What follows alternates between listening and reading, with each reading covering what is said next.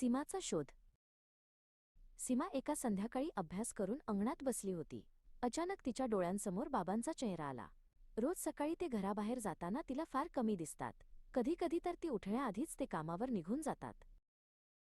संध्याकाळी परत येईपर्यंत सीमा आणि तिची भावंडं झोपलेली असतात. विचार करताच सीमाच्या डोळ्यांत पाणी दाटलं. आपले बाबा दिवसभर किती कष्ट करतात, तरीही ते थकलेले असताना हसत मुखाने गोड बोलतात. आपल्यासाठी लहान सहान खाऊ घेऊन येतात, पण आपण मात्र कधी नाराज होतो, कधी दुर्लक्ष करतो. या जाणीवेने तिच्या मनाला चटका बसला. तिला आईचे बोल आठवले. तू लहान होतीस तेव्हा बाबा तुला भात भरवायचे, तुझे छोटेसे पाय धरून अंगणात फिरवायचे. तू पहिल्यांदा बाबा म्हटलंस तेव्हा त्यांचा आनंद गगनामावेनासा झाला होता. आज मात्र बाबांना मुलांबरोबर गप्पा मारायलाही वेळ मिळत नाही. एक दिवस सीमा स्वतःच्याच कानांनी ऐकले होते, बाबा आईला म्हणत होते, मुलांशी नीट बोलायलाही वेळ मिळत नाही, हेच मला सर्वात जास्त खटकतं. हे ऐकून सीमाचे हृदय भरून आले. तिला जाणवले की बाबांचे प्रत्येक घामाचे थेंब आपल्या आनंदासाठी असतात.